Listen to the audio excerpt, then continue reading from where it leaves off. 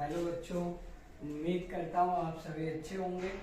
आज हम सीखेंगे, कल हमने सीखा था लास्ट क्लास में ट्रेडिशनल अप्रोच, और आज हम सीखेंगे मॉडर्न अप्रोच। क्या सीखेंगे? Modern approach. अच्छा, मॉडर्न अप्रोच और क्लासिफिकेशन कितने टाइप से होती है? 5 टाइप से होती है। कौन कौन सी होती है? आओ देखो। अगर हम कहें मॉडर्न अप्रोच और क्लासिफिकेशन तो होती है 5 तरीके की। एक होते हैं आपके एसेट्स, एक होती है आपके लायबिलिटीज, और एक होती है आपकी रेवेन्यू, एक होते हैं आपके एक्सपेंस। ठीक, एसेट्स, लायबिलिटी, रेवेन्यू और कैपिटल, एक होता है आपका कैपिटल। ठीक है, तो ये बेसिकली मॉडर्न अप्रोच के अंदर आपको 5 टाइप्स के अकाउंट्स होते हैं, और आपको जो अकाउंटिंग सीखी जाएंगी और सिखाई जाएगी वो मॉडर्न अप्रोच पे सिखाई जाएंगी। ठीक है, जो आपने पीछे ट्रेडिशनल सीखा वो पहले हुआ करता था, उनसे 1-2 नंबर या 3 नंबर के क्वेश्चन बनते हैं। बाकी बेसिकली पूरा जर्नल एंट्री और सारी चीजें इसी पे बेस है। अगर आपको ये अच्छे से आ गया तो ही आप आगे जर्नल एंट्री और भी काफी सारी चीजें आसानी से डील कर पाएंगे। और अगर आपको ये इसमें दिक्कत है तो फिर आगे आपको बहुत दिक्कत होने वाली है। ठीक है, सो मैं आपको दिक्कत होने नहीं दूंगा, क्योंकि ये सारी चीजें मैं आपको इतने अच्छे से समझाने वाला हूँ। ठीक है, तो पहली चीज है आपकी कि एसेट्स क्या होते हैं। ठीक है, तो एसेट्स वो चीजें जो बच्चा लॉन्ग टर्म के लिए आपके पास रखी हुई हैं। अच्छा, आप गैस करो आपके पास लॉन्ग टर्म के लिए क्या क्या रहती है। तो एक तो आपके पास, आप कहोगे कि अगर हमारे पास बिजनेस है तो हमारे पास लैंड होगा, एक तो लैंड होगा, फिर बिल्डिंग भी होगी, तो हम कह सकते हैं land and building, land and building.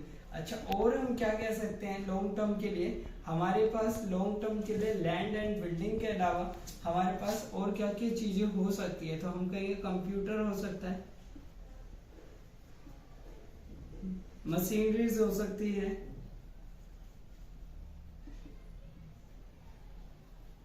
और एक्सेट्रा। और भी काफी सारी चीजें जो आपको बिजनेस के अंदर दिखेंगी, वो सारी लॉन्ग टर्म चीजें आपकी क्या होंगी? आपकी एसेट्स होंगी। इसके अलावा बच्चों कुछ इंपॉर्टेंट पॉइंट होते हैं, जैसे कोई चीज एक्रूड हो गई है।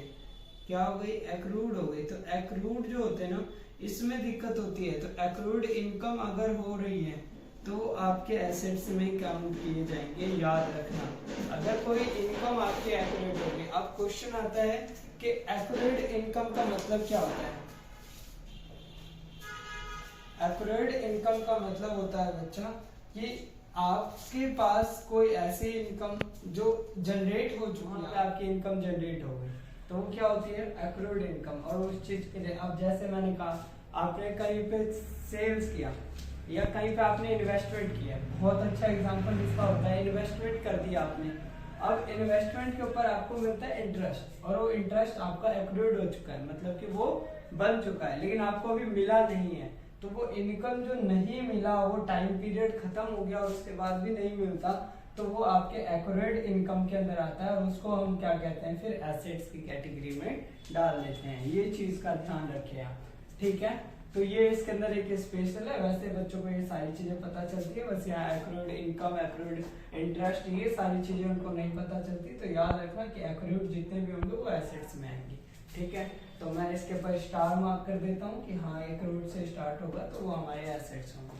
ठीक है, अच्छा, नेक्स्ट होता है हमारी लायबिलिटीज। क्या होती है? लायबिलिटी का मतलब होता है बच्चों कि कोई लैंडर जो है आपको लैंडिंग कर रहा है मनी, या फंडिंग दे रहा है आपको। आपकी अगर बिजनेस है, आपके पास बिजनेस फॉर्म, आपके पास पैसों की कमी हो रही है और आपको किसी एक्सटर्नल ने आपको क्या दिया है?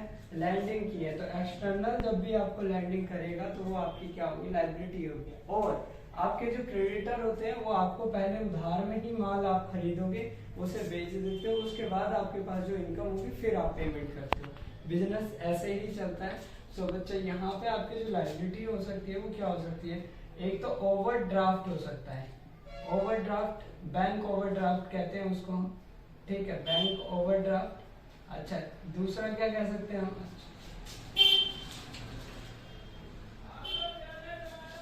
बैंक ओवरड्राफ्ट हम कह सकते हैं, बैंक ओवरड्राफ्ट, बैंक ओडी भी बोलते हैं इसको, ठीक है।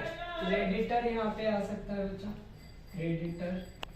अच्छा आपको किसी के ऊपर कमीशन एक्रूड हो गया, मतलब आपके ऊपर किसी का कमीशन एक्रूड हो गया तो कमीशन भी आ सकता है।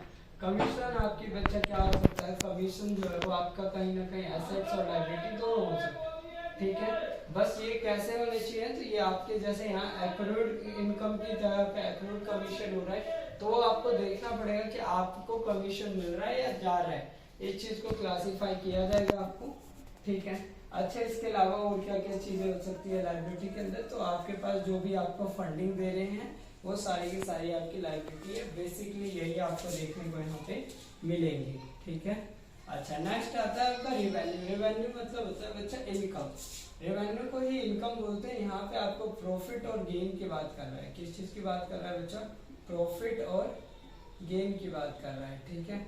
ये आपकी रेवेन्यू होती है और ये आपको आती कैसे है, तो जस्ट आपको सेल करोगे तो आपको सेल से जो जनरेट होता है दैट इज कॉल्ड रेवेन्यू, और उससे आपको प्रॉफिट और गेन भी होता है, दोनों चीजें आप कह सकते, ठीक है। अच्छा नेक्स्ट होता है एक्सपेंस आपका बच्चा। तो एक्सपेंस क्या होते हैं, एक्सपेंस जैसे आपने जितनी भी चीजों पे आपको अपने बिजनेस के अंदर सैलरी देना होता है, बिजनेस देना होता है, इलेक्ट्रिसिटी बिल, फ्यूल चार्ज और ये एक्सेट्रा, ये सारी चीजें आप कर रहे होते हैं। तो कुछ होते हैं एक्सपेंसेस आपके डायरेक्ट होते हैं और कुछ होते हैं इनडायरेक्ट, डायरेक्ट एक्सपेंस और इनडायरेक्ट, इसके बारे में आपको बाद में बताया जाएगा क्योंकि ये एक चैप्टर के अंदर पूरा कंप्लीट है, डायरेक्ट और इनडायरेक्ट। अभी आपको बस एक्सपेंस याद रखना है, जैसे रिपेयर के ऊपर आपने एक्सपेंस कर दिया, ठीक है, आपने वेजेस दे दी वर्कर्स को, आपने सैलरी दे दी,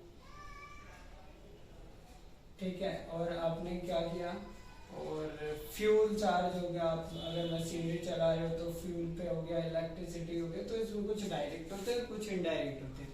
तो ऐसे ही बहुत सारे हो गए, इनमें से कुछ एक्सपेंस जैसे कि हमने सीखा बैड डेट होते हैं, तो बैड डेट भी आपकी क्या होंगे बच्चा, बैड डेट भी आपके एक्सपेंस की ही कैटेगरी में जाएगा क्योंकि वो डेटर जो है वो डूब गए हैं, ठीक है।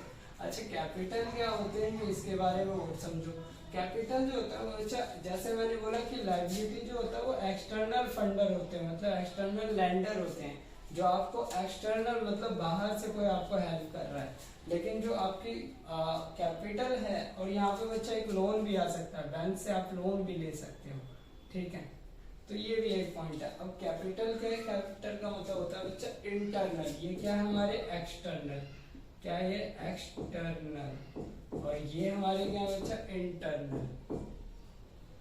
अब इंटरनल कैपिटल क्या होती है, जो आपने खुद फंडिंग किया, वो कैपिटल खुद जो प्रोप्राइटर लगाता है, कौन लगाता है, प्रोप्राइटर, ठीक है। प्रोप्राइटर कह सकते हो और ओनर भी कह सकते हो, क्या कह सकते हो, ओनर, ठीक है। समझ में आ गया ये सारी चीजें कि एसेट्स क्या होती है, लायबिलिटी क्या होती है, रेवेन्यू क्या होती है, एक्सपेंस क्या होती है, कैपिटल क्या होती है, ठीक है।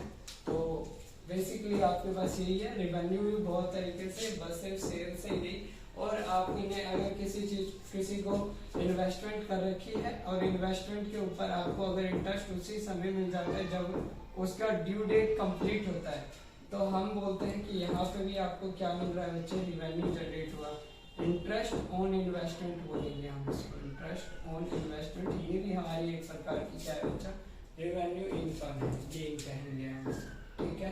तो ये होती है बच्चा आपकी मॉडर्न अप्रोच कंप्लीट। अब इसके अंदर आएंगी, अब इसके अंदर कुछ चीजें आएंगी कि किस चीज को डेबिट करते हैं और किस चीज को क्रेडिट करते हैं। तो हम सीखेंगे अब rules of debit and credit.